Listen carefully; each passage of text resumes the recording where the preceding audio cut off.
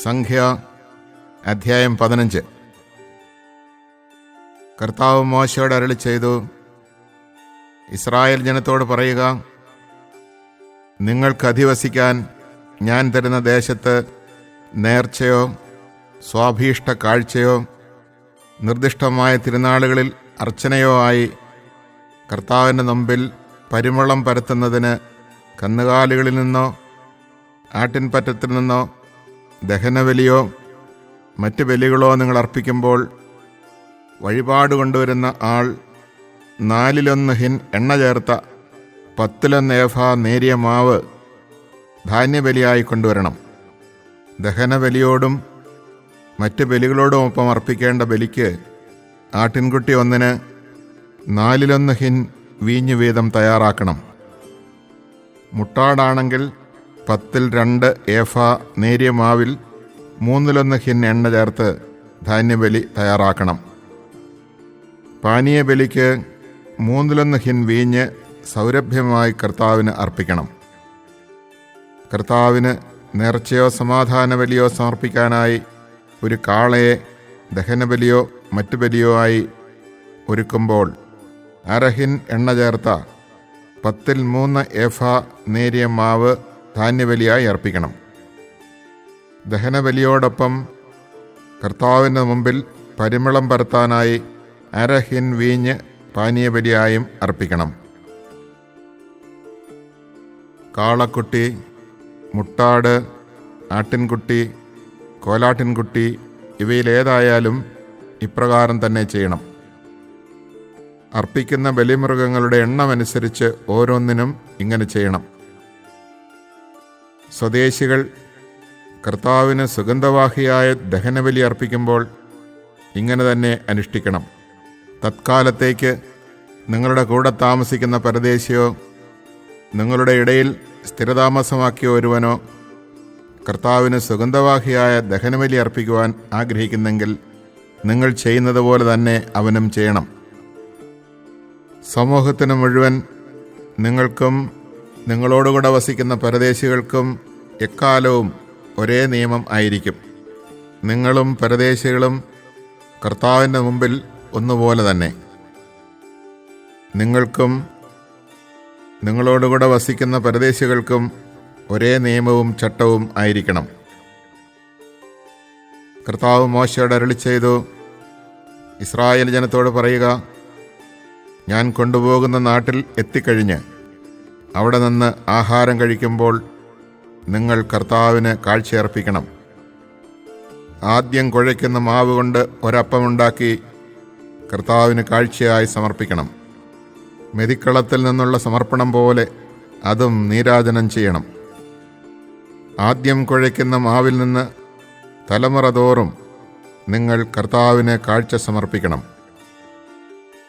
കർത്താവ് മോശ വഴി നൽകിയ കൽപ്പനയ്ക്കെതിരായി അന്നു മുതൽ നിങ്ങളും നിങ്ങളുടെ സന്താനങ്ങളും സമൂഹത്തിൻ്റെ ശ്രദ്ധയിൽപ്പെടാതെ അബദ്ധവശാൽ തെറ്റ് ചെയ്യാനിടയായാൽ സമൂഹം മുഴുവനും കൂടി ഒരു കാളക്കുട്ടിയെ കർത്താവിന് സുഗന്ധവാഹിയായ ദഹനബലിയായി അർപ്പിക്കണം. അതോടൊപ്പം വിധിപ്രകാരം ധാന്യബലിയും പാനീയബലിയും അർപ്പിക്കണം. പാപപരിഹാര ബലിയായി ഒരു മുട്ടാടിനെയും അർപ്പിക്കണം.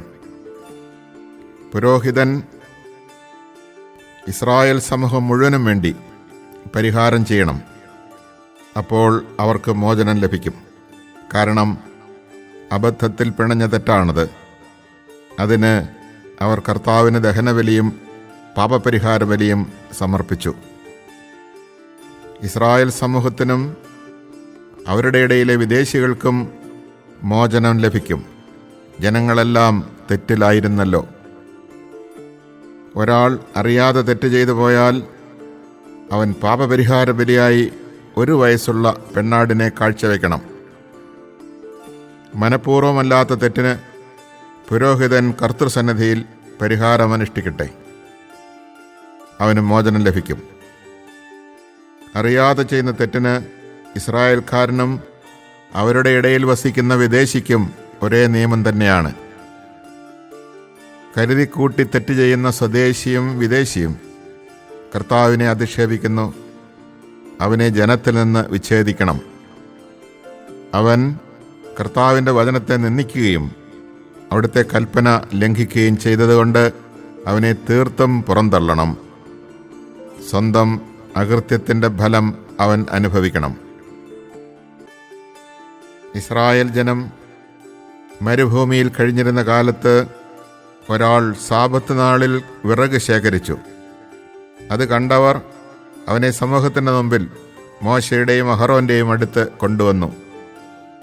എന്ത് ചെയ്യണമെന്ന് വ്യക്തമാകാതിരുന്നത് മൂലം അവർ അവനെ തടവിൽ വെച്ചു. അപ്പോൾ കർത്താവ് മോശയോട് അരുളിച്ചെയ്തു, ആ മനുഷ്യൻ വധിക്കപ്പെടണം. പാളയത്തിന് പുറത്തു വെച്ച് ജനം ഒന്നു ചേർന്ന് അവനെ കല്ലെറിയട്ടെ. കർത്താവ് കൽപ്പിച്ചതുപോലെ ജനം പാളയത്തിന് വെളിയിൽ വെച്ച് അവനെ കല്ലെറിഞ്ഞു കൊന്നു.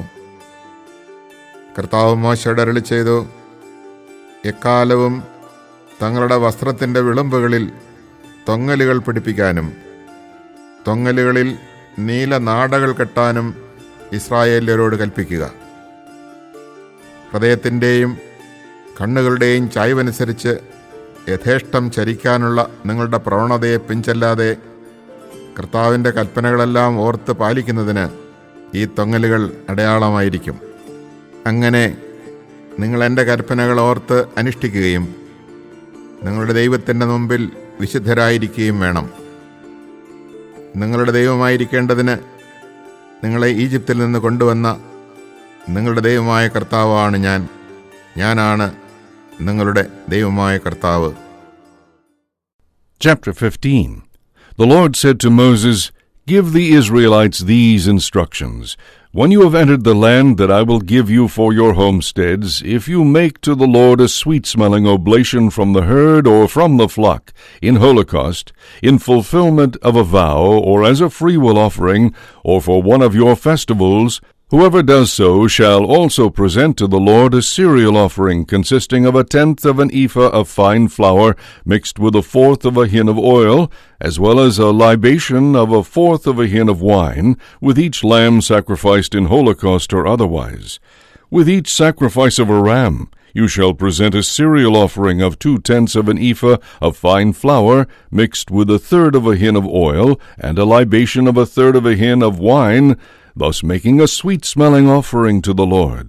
When you sacrifice an ox as a holocaust, or in fulfillment of a vow, or as a peace offering to the Lord, with it you shall present a cereal offering of 3/10 of an ephah of fine flour mixed with 1/2 a hin of oil, and a libation of 1/2 a hin of wine, as a sweet-smelling oblation to the Lord. The same is to be done for each ox, ram, lamb, or goat. Whatever the number you offer, do the same for each of them. All the native-born shall make these offerings in the same way whenever they present a sweet-smelling oblation to the Lord. Likewise, in any future generation, any alien residing with you permanently or for a time, who presents a sweet-smelling oblation to the Lord, shall do as you do. There is but one rule for you and for the resident alien, a perpetual rule for all your descendants. Before the Lord, you and the alien are alike, with the same law and the same application of it for the alien residing among you as for yourselves. The Lord said to Moses, Speak to the Israelites and tell them, When you enter the land into which I will bring you and begin to eat of the food of that land, you shall offer the Lord a contribution consisting of a cake of your first batch of dough. You shall offer it just as you offer a contribution from the threshing floor. Throughout your generations you shall give a contribution to the Lord from your first batch of dough. When through inadvertence you fail to carry out any of these commandments which the Lord gives to Moses, and through Moses to you, from the time the Lord first issues the commandment down through your generations, if the community itself unwittingly becomes guilty of the fault of inadvertence, the whole community shall offer the holocaust of one young bull as a sweet-smelling oblation pleasing to the Lord, along with its prescribed cereal offering and libation, as well as one he-goat as a sin offering. Then the priest shall make atonement for the whole Israelite community. Thus they will be forgiven the inadvertence for which they have brought their holocaust as an oblation to the Lord. Not only the whole Israelite community, but also the aliens residing among you shall be forgiven, since the fault of inadvertence affects all the people. However, if it is an individual who sins inadvertently, he shall bring a yearling she-goat as a sin offering, and the priest shall make atonement before the Lord for him who sinned inadvertently. When atonement has been made for him, he will be forgiven. You shall have but one law for him who sins inadvertently, whether he be a native Israelite or an alien residing with you. But anyone who sins defiantly, whether he be a native or an alien, insults the Lord and shall be cut off from among his people. Since he has despised the word of the Lord and has broken his commandment, he must be cut off. He has only himself to blame. While the Israelites were in the desert, a man was discovered gathering wood on the Sabbath day. Those who caught him at it brought him to Moses and Aaron and the whole assembly. But they kept him in custody, for there was no clear decision as to what should be done with him. Then the Lord said to Moses, "This man shall be put to death. Let the whole community stone him outside the camp." So the whole community led him outside the camp and stoned him to death, as the Lord had commanded Moses. The Lord said to Moses, "Speak to the Israelites and tell them that they and their descendants must put tassels on the corners of their garments, fastening each corner tassel with a violet cord. When you use these tassels, let the sight of them remind you to keep all the commandments of the Lord, without going wantonly astray after the desires of your hearts and eyes. Thus you will remember to keep all my commandments and be holy to your God. I, the Lord, am your God, who, as God, brought you out of Egypt, that I, the Lord, may be your God."